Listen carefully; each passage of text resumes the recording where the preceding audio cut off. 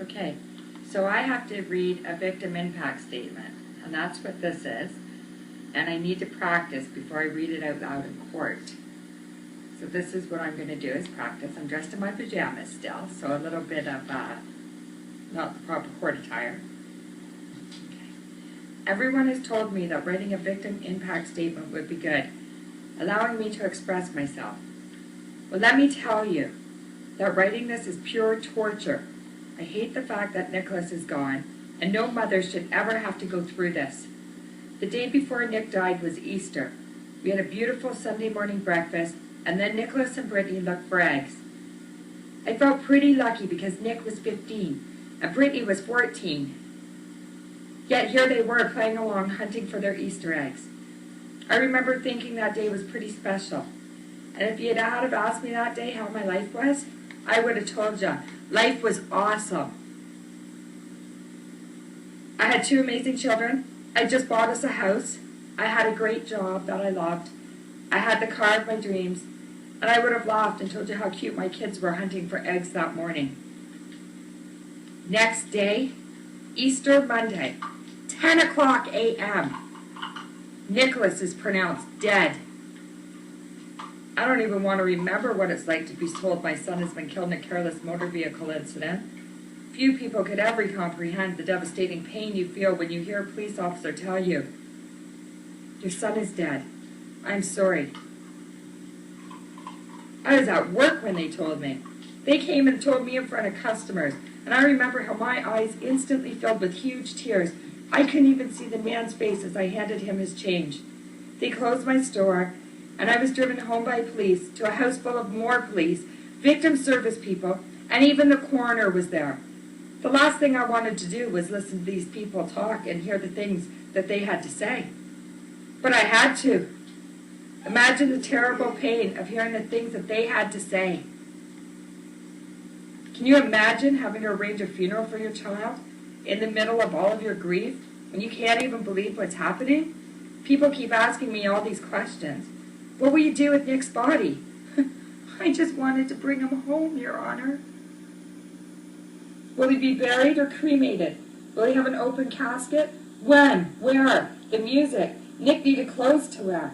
I just wanted to run away. But I couldn't hide. But I wanted money. And let me ask you, do you have money put away for a funeral? Because I didn't. And I had to give him a deposit. I went home that day devastated, knowing that I had no savings, unable to pay the deposit for lack of cash. I listed everything I had for sale. I even listed our puppy that I bought Brittany and Nicolas for Christmas. He was a little purebred Shih Tzu dog, and his name was Gravy. And sadly, that is the only ad that people responded to, and we had to sell our little dog to get the $500 deposit for the cemetery. And that was just the start of my sorrows. Can you imagine what it would be like to see your baby boy lying there in a coffin? Dead? In a coffin? Imagine watching his friends so young, having to see their friend laying there. The look of sorrow in their eyes is something I will never forget. Girls and boys were crying. It really was too much for me, and I had to leave and stay in another room. Brittany stayed with me, and all we could hear was people crying out in sadness, sobbing. It was terrible. We hid in that room until the viewing was over. I couldn't bear to see the pain in people's faces as they saw a young man who they loved so much. He was just lying there, and there was nothing that any of us could do. I just wanted to die, for someone to shoot me and end my suffering. It was a time when I no longer wanted to live on this earth, mad at God and filled with terrible thoughts of revenge. It was torture. I would fall asleep crying and wake up crying. For weeks I never had one dream about Nicolas, but I dreamt every night about David. My dreams were filled with hatred and anger. I was always yelling at David, screaming at him. They were nightmares, and I would wake up crying. And then I would think about Nic and the dreams, and it was so awful. I never wished this pain on anyone. I am the most positive person and always said I didn't hate anyone. Why do I have to suffer through this? The financial impact of the funeral still haunts me to this day. The funeral cost $17,679.82. I sold almost everything we owned.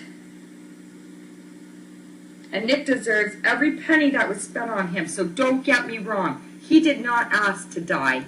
He was so special, and he was my best friend. He deserved a funeral and to be buried in a respectable way. I saved my money for 3 years to buy the car of my dreams. Every other week I put money away from my paychecks because, like I told everyone, I was going to buy a Mustang. And I did. But I only got to drive that car for 9 months because I had to sell it to pay for the funeral. Now I know, it's just a dumb car. But I saved my money for 3 years to buy that car, Your Honor. And I cried the day the car left. And I cried for days after Gravy left, too. And I am still crying for Nicolas. I've sold family heirlooms that have been handed down through generations. And I'm a very sentimental person. And this also has hurt me deeply. To this day, I am still struggling to keep my house. But the day before Nic died, if you had have asked me, I would have told you I had it all. My life is awesome. I also ended up losing my job I had for over 3 years. I was a store manager and I loved my job. But after the police came there and told me my son had been killed, things were just never the same again. This is a picture of Nicolas, Your Honor. He was so amazing. He loved life. He was a happy boy. One of the things I miss hearing is Nic open the curtains in the morning, because he would always say, "Good morning, sunshine," or "Good morning, morning." He truly loved life, and he had so much potential. He was becoming quite the young man. He had a steady girlfriend who loved him very much. He had hopes and dreams. He wanted to be a carpenter and build houses. Nicolas was volunteering his time to build a basement suite. What he was learning was supposed to be valuable experience for his career, the career he's never going to have now. He won't have a lot of things, including children of his own. My grandchildren. There will be no more birthdays, no more dates, no more Christmases. This Christmas was pretty different for us, you see. For we had to spend Christmas Day at the graveyard. What a cold and lonely place to be at Christmas. But Brittany wanted to be with her brother, and so did I. So this year, we had to whisper Merry Christmas to a cold, hard stone, and all we could do was cry. There's no way to describe the pain that is constantly in my heart. I hope this helps you understand the loss and impact it has had on my life. We all live by the rules of this earth, and we all must be held accountable for our actions. The lack of consideration for human life in this case has been well illustrated by the facts. David will never really understand what he's done to us all. In time, he will forget. But we will never forget, Your Honor. Our pain will never go away. I talked to David after the accident once. I asked him, why does he steal cars? And he told me that he steals cars and drives fast because that's how he gets his adrenaline rushes. He said that's what they do in Alberta. He also admitted he was driving a little crazy that day with kids in his car. But it wasn't just any kid in his car, it was my son, my Nicolas. And now Nicolas is gone forever. And it broke my heart to hear David talking like that. He didn't even say he was sorry. I have been given a life sentence, Your Honor. And Nic's friends, we've all been given life sentences. But that does not compare to Nicolas, a little boy who loved life. He was given a death sentence. His name was Nicolas Twiddy. He was 15 years old. And he was given a death sentence for the careless actions of another. I look to you for justice and ask that you hold David accountable for every decision that he has made. Thank you, Your Honor.